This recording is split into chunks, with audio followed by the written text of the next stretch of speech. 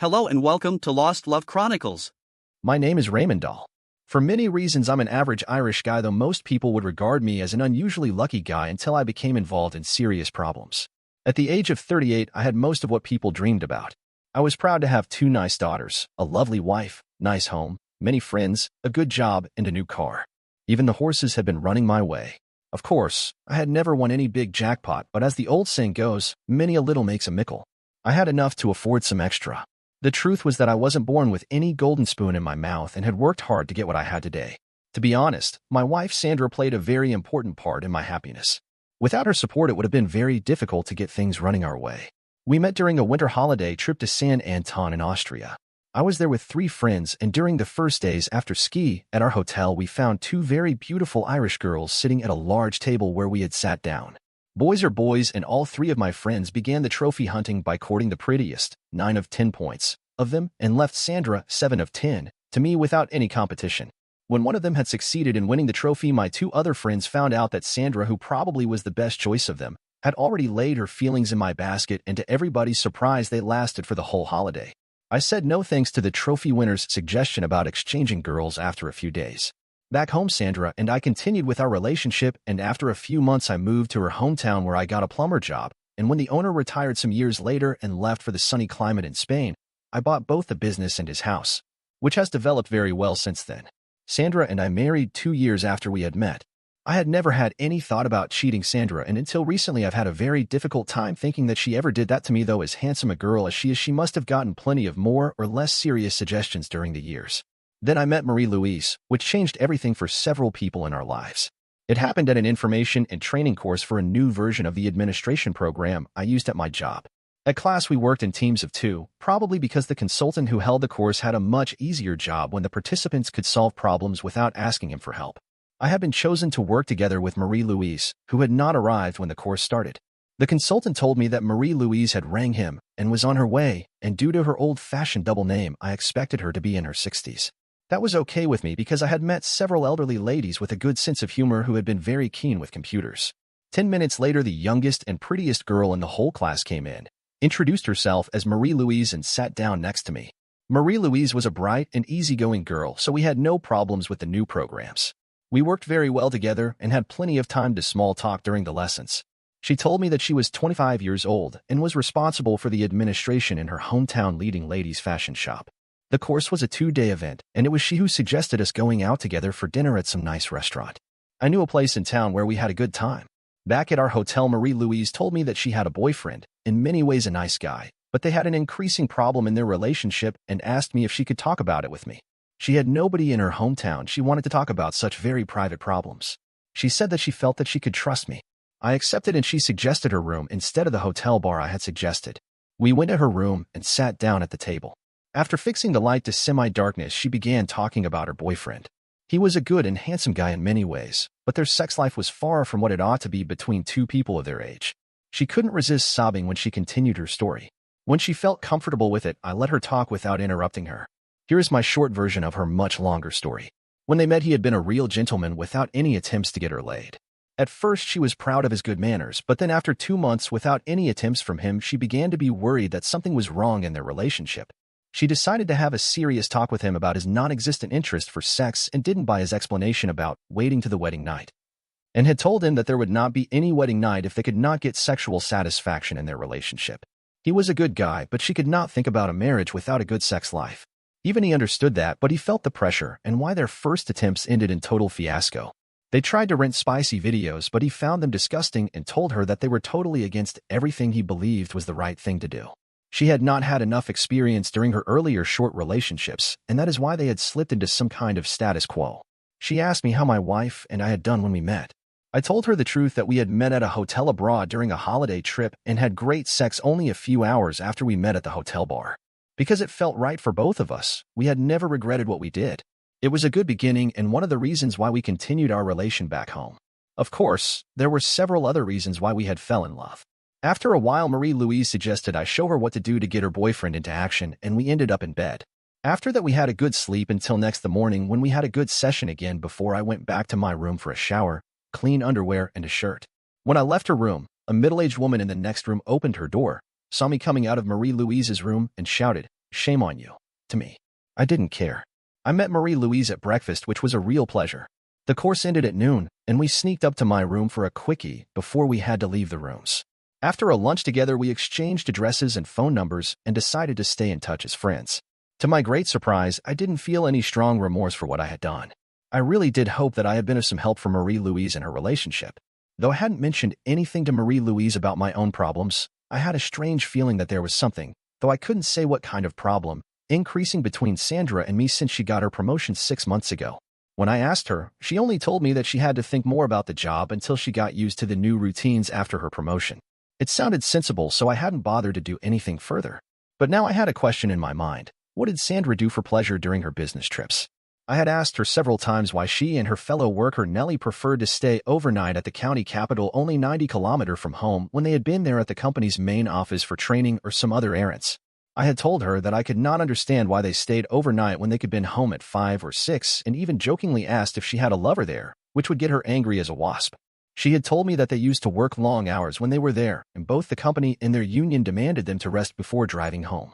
Now, when I knew how easy it had been for me to do what I had done, and that it must be much easier for a beautiful woman as Sandra, I decided to find out the truth and do something next time she went there. Back home, everything went on as usual for a week before shit hit the fan. When I came home from my job, I found 2 suitcases in our hall and a furious Sandra in the kitchen. She shouted at me to take the suitcases and go to hell or wherever I preferred, but she wanted me out of the house as soon as possible. No doubt about the reason for her wrath. She shouted, "How could you do that to me and the children? I could never think that you were such a cheap creep. Who in the hell have put such silly thoughts in your mind? People have seen your shameless behavior at that damn course." My attempts to calm her down failed, and she didn't listen to my explanation. "It's not what you think. Please listen and let me explain." "Nothing to explain. Can you deny that you spent the night in that bimbo's room? Can you?" She had problems and wanted to talk about it. And now you've got a serious problem, that's for sure. After some further arguing back and forth, she calmed down so much that we could have an agreement. Her parents were at their summer house at the coast, and I could live in their house for a while until we found out a solution. I understood that it was the most serious problem in our marriage and accepted to move out because she usually calmed down within a few days, and any further arguing at this level would do more harm than good. I checked what she packed in the suitcases and completed it with some more things I regarded as necessary. When I was loading my things into the car, she came out sobbing and suggested I call the kids, but not her, neither at home nor at her job. She promised to call me when she had anything to say to me. I left her with a, "Hope to see you soon." Of course, I felt like a pile of shit when I sat in her parents' living room watching some nonsense on TV that evening. How in the hell could Sandra get information about Marie-Louise and me? It must have been that damn witch who shouted, "Shame on you," to me. It's incredible how much effort such a moral watcher can use for making problems for people whom they didn't even know. I promised myself to kick her ass if I ever met her again. I could only hope that she didn't succeed in finding Marie-Louise's boyfriend and throw her crap in his face too. I went to my work as usual, talked every day with my kids, but didn't ask them very much about what their mom did or what she had told them about why I was living in their grandparents' house. They told me that the only thing their mom had told them was that adults needed some time of their own now and I would came home again. I took it as a positive sign that Sandra didn't use the kids against me. She even took my mail to her parents' mailbox. I must confess that I missed her like all hell and was sure that I would never cheat on her again if there was a happy end to this matter. To my great surprise, Marie-Louise rang me one day and had some questions about what we had learned at the course. I must confess that I was happy to hear her voice again, and after solving her problem, I asked if anything had changed for the better with her boyfriend. She sounded sad when she told me that it had been worse. After coming home, she had told him that she had missed him very much. During the first night at home, she had been very careful in her attempts to get him interested in sex but got no response at all.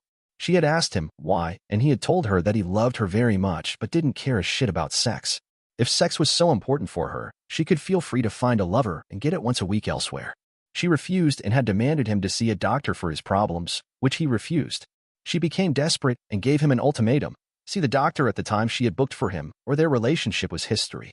That time was 11:45 a.m. next Monday. When Marie-Louise asked about my wife and me, I told her the truth that Sandra had kept me in the freezer for a while, but I felt it was high time for a solution one way or another. She told me she was very sorry and asked me if I was mad at her for causing my problems. I told her that nothing was her fault, and I didn't regret anything of what we did because it felt right then, and I would never change my mind in that matter.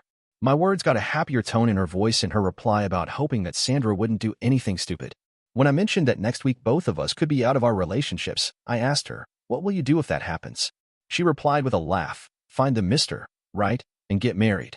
I was really surprised and asked her, "Get married? You're Mr. Right, will be the luckiest man on the earth." "No, not yet. He doesn't know about my plans. My boyfriend is still my first choice if he will pay attention to our problems." We ended our talk by promising to call each other the next week, as soon we knew anything. My feelings after talking with Marie-Louise were very divided, indeed. Talking with her had put me in a good mood, but I was sorry for her because our night at the course had not been of expected advantage for her. I couldn't deny that I had a slight feeling of envy for the lucky fellow who would get such a dream girl if her boyfriend was stupid enough to skip the doctor. Less than 1 hour later, Sandra rang me and wanted to see me during lunch.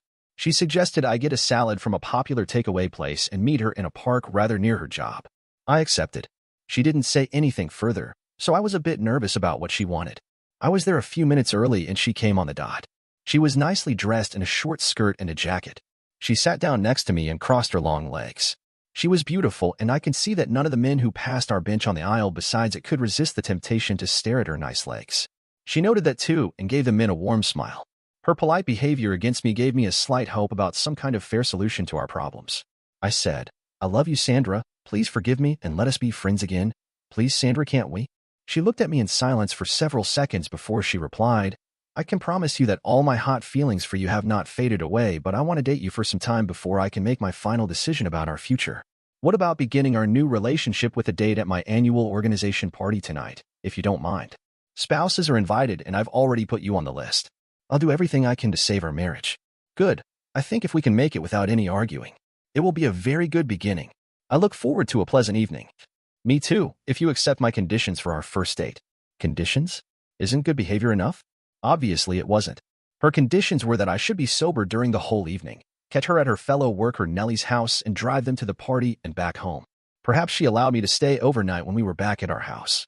I was a bit confused about her conditions and asked, "Isn't Nellie married and her husband coming to the party? Why are we not going together to Nellie's place?" "Because it is our first date." I still found her conditions a bit strange and suggested she invite her friends to our house instead if I wasn't invited to Nellie's. I even offered to pay for a taxi for them.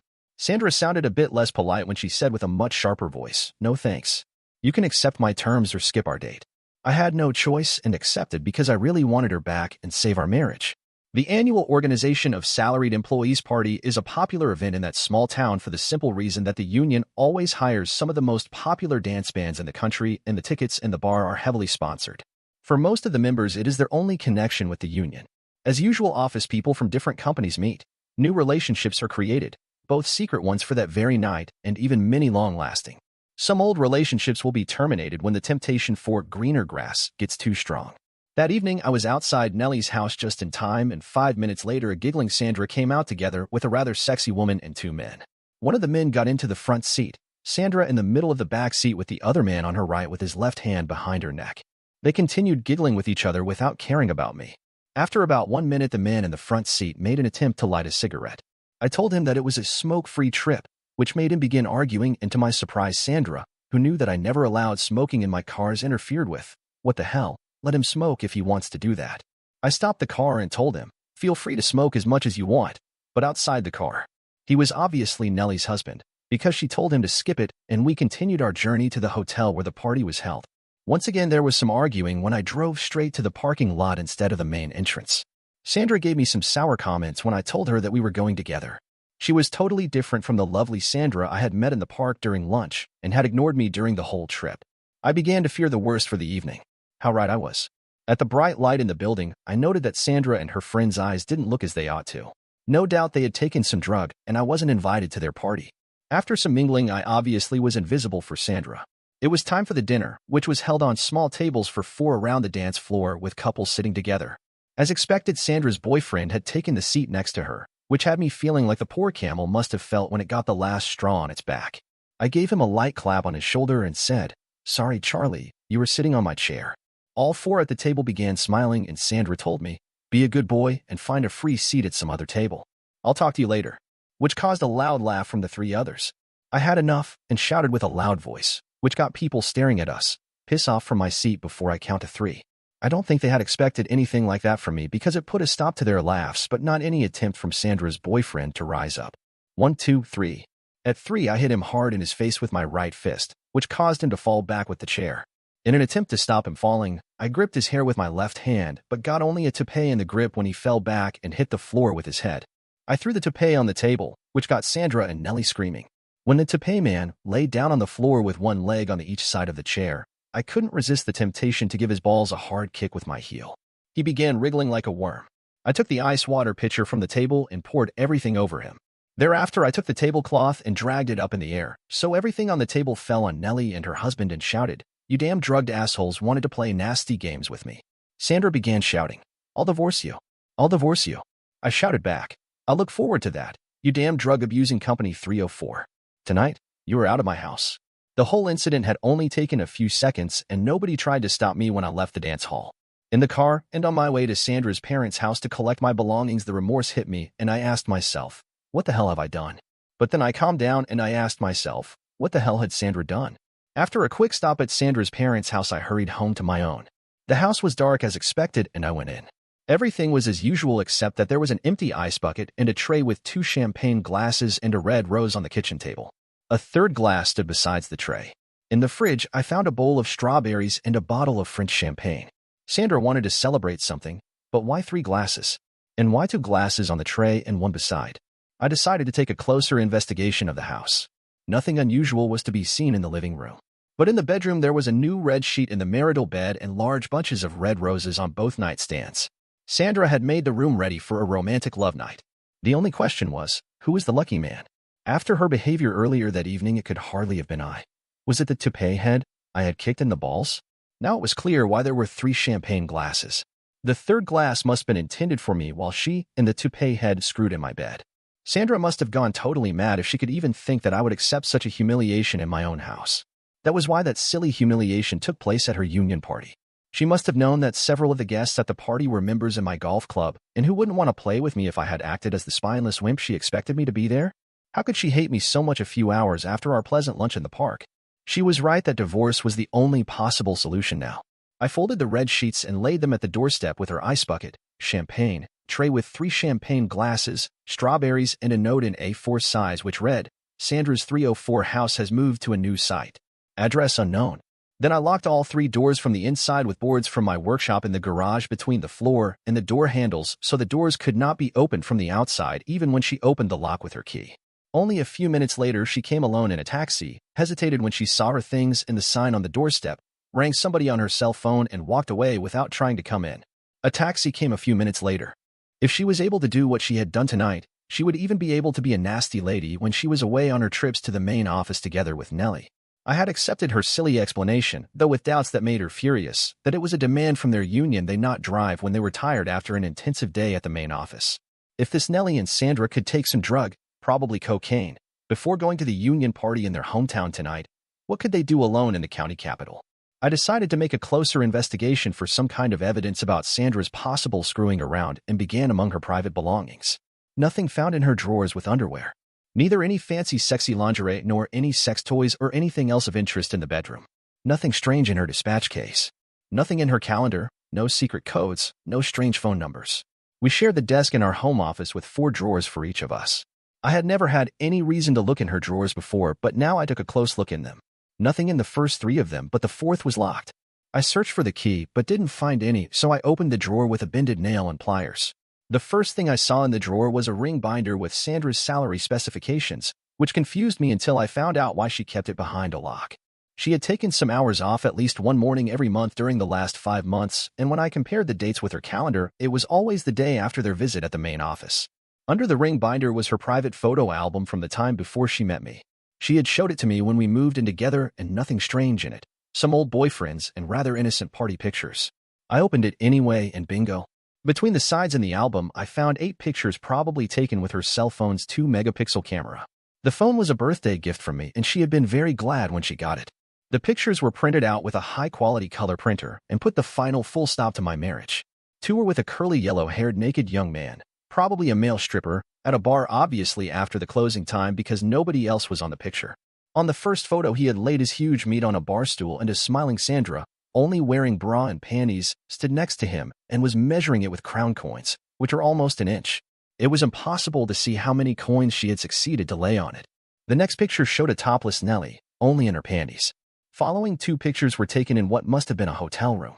The first showed Sandra, with her jeans and panties down to her knees lying on a man's lap. The man pretended to spank her with his right palm, but both he and Sandra were laughing. The spanking couldn't be any serious matter. Probably only a part of necking. But with her panties already down, she had obviously even been into some more serious actions later during that evening. A topless Nellie was on the next picture with the curly yellow hair. The next 3 pictures were taken at a hotel.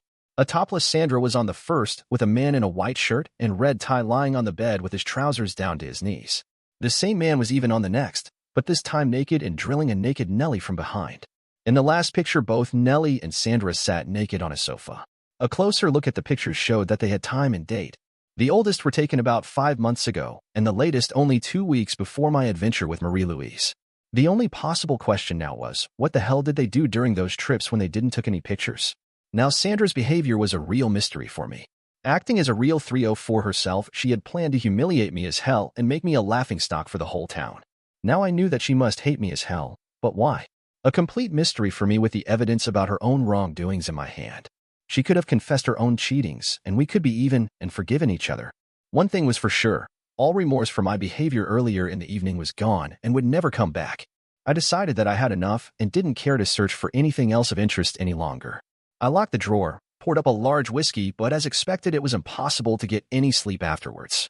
I wrote a text message to Marie-Louise. Dear ML, we promised to keep each other updated. Once again, I must say that I'm very happy for the time at the course. Tonight it helped me to find out the sad truth that I'm married to a real 304 wife. I will get free from her much sooner than it would have been possible without her finding the truth after the course. Please call when you can, and I'll tell you one of the most incredible true life stories you ever heard. Your friend, RD. Marie-Louise rang me early next morning, and I told her the truth about what had happened yesterday. She listened without any comments, and when I came to a full stop, she only asked, "What are your plans for the future?" Divorce, of course. But don't know anything further. My boyfriend told me yesterday that he refused to see the doctor I had booked for him, so I left him. That's my story. What are your plans? Nothing yet. Any suggestions? Yes, it would be a pleasure to see you again, of course on your terms.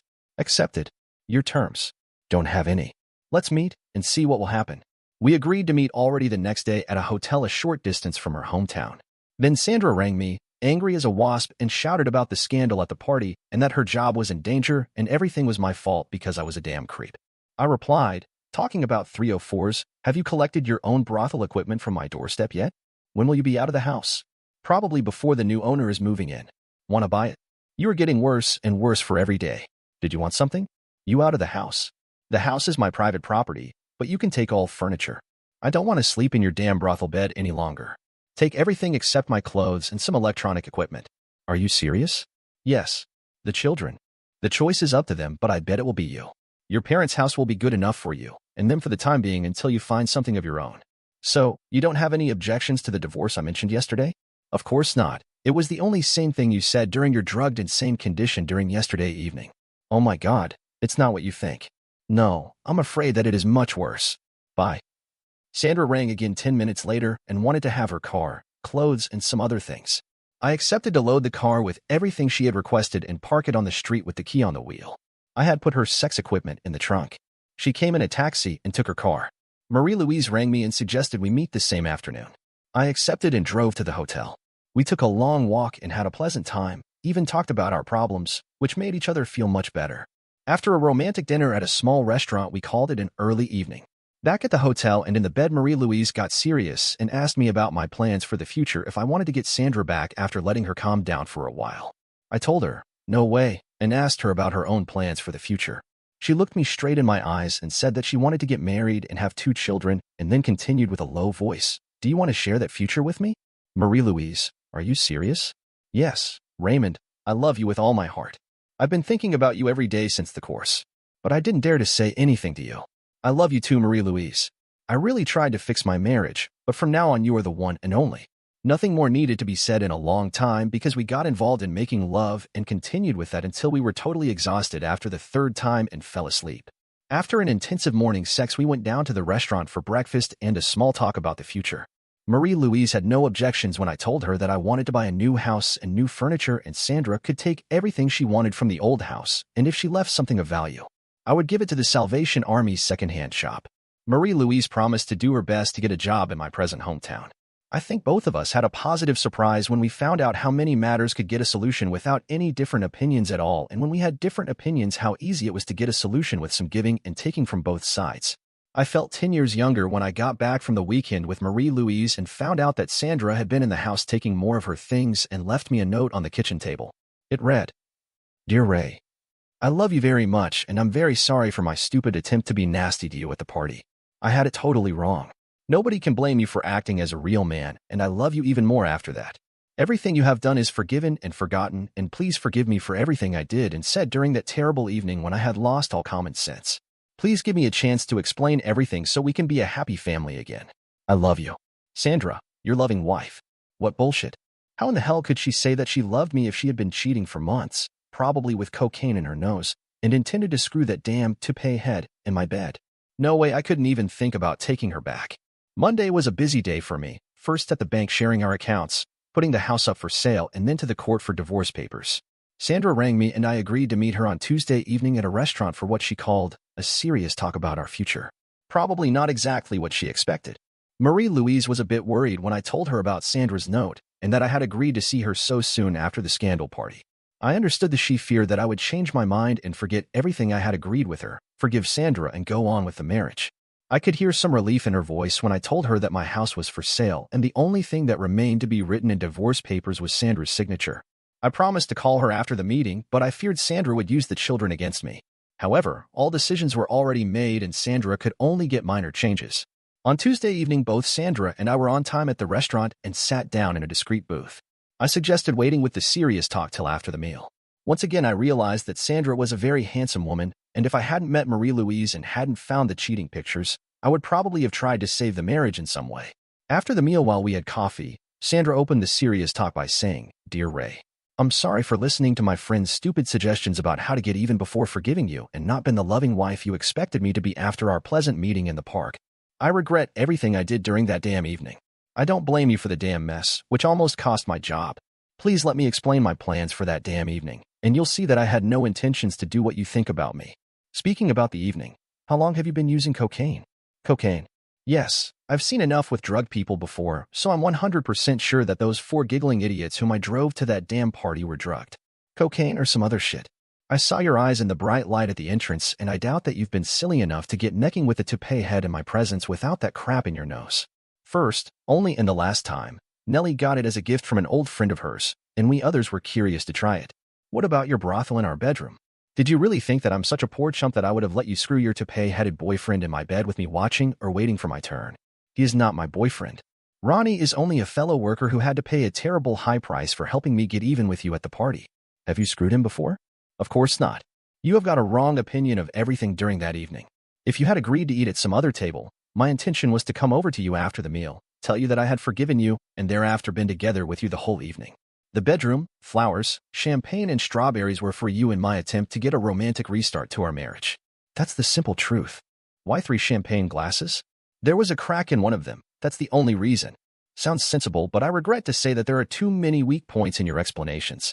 I don't think you've told me the whole truth." She got a stressed expression in her face when she replied, "I'm sorry if you don't believe me when I tell you the truth. What else do you want to know? The real truth about when you began with cocaine during your nights out with Nellie? So far I know about 5 months, but is it 6? How could you let such a damn slut take total control over you and let her persuade you to whoring and destroy your marriage? Am I totally wrong when I say that our marriage was better than average, at least until your promotion?" She blushed and got totally red in her face when she replied, "Our marriage was great until your course. But you were wrong again, because you ought to know that I've never been out partying with Nellie at any girls' night out. Of course not here in the hometown where people know you.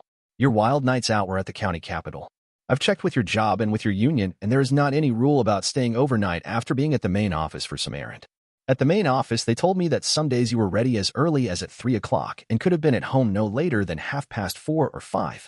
You had hardly any reason to stay there overnight, at least not for resting. I know that you and Nellie took a few hours off the job the days after for resting, and you have paid the hotel with your own money, or the probability is that somebody did it for you. Shall we say, as payment for your services. Are you accusing me of something?" I opened my briefcase, laid her wanking photo on the table and said, "Yes, I am." Sandra began to understand that the game was coming to an end. I didn't see any reason for not going straight to the main point. I told her, "Dear Sandra, I confess that I did something totally wrong when comforting Marie-Louise for her problems, which ended up in sex. Though there are never any excuses for cheating, I will never regret what I did because it let me know that you have been using drugs and cheating me for a long time. However, I was really in love with you until the damn union party, and after meeting you in the park, I was happy as hell for getting a chance to save our marriage. Why, Sandra? Why the damn stupid games after my course? If you only had confessed your own cheating instead of pretending to be hurt, we could have called it even and saved our marriage. Why didn't you do that? Why be ruled by a damn 304 to a silly effort to humiliate me in the worst possible way? If you had kept some common sense in your drugged brains, you would have understood that I'm not any spineless creep. I regret to say that now a divorce is the only thing for us during the present circumstances. She began sobbing. I can explain the photo.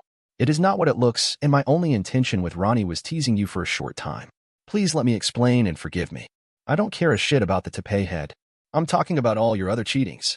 I gave her the spanking photo. She understood that the game was over and began to cry but remained sitting in the booth. When she had calmed down after a while, I told her my suggestion about sharing our belongings. She accepted my suggestions and understood that all a lawyer could do for her was writing a big bill. She signed the papers I had in my briefcase. We remained in the booth for a half hour until she calmed down enough to drive home. Then we agreed to meet again within a few days for clearing up further matters and parted. It was a terrible evening even for me. I had dumped the mother of my children, a beautiful woman who had shared many happy years with me. I felt totally empty in my head when I came home to the empty house, which had usually been filled with happy voices and laughter. I felt like a real a-hole but knew that it had been the only possible alternative. After resting about 1 hour, I rang Marie-Louise, who understood my feelings because her own parting from the boyfriend was far from easy. We talked for a couple of hours, and she told me she felt much better, and so did I. The next day, I mailed bright copies of Nellie's sex photos to her husband together with a short letter. Dear Cuck, I didn't like it when you and your 304 wife humiliated me at the damn union party. It is my turn to laugh. I've got Sandra's pictures of your 304 wife Nellie in action. I really hope you'll enjoy them as much as I did. Best regards, Raymond Dahl. It wasn't very friendly to send in the pictures. But why should I regard him as a friend of some kind after what he did to me during the damn party? One of my golfing friends whose wife worked at the same company as Sandra and Nellie and had been rather close to the table at the party rang me the next evening and told me that most of the people at the party had supported me and Sandra's gang had left the party only a few minutes after me. His wife had told him that Sandra wasn't a popular woman at the office any longer. She and Nellie had a serious argument, almost a fight, in the parking lot when they had arrived there today. 2 days later, he rang me again and told me that this morning Nellie had went into Sandra's office and hit her hard in the head with the keyboard and thereafter given Sandra a real blackout with her fist. Nellie was fired and Sandra was given the last warning to behave if she wanted to keep her job. The reason for Nellie's anger against Sandra was that her husband had almost turned crazy when he got the cheating pictures, lied to her that Sandra was the sender, and thrown her out of the house. 2 days later, Nellie's husband filed for divorce. I met Sandra the same evening. Nellie had been thrown out for discussing further details about how to limit the problems for our children in this sad matter.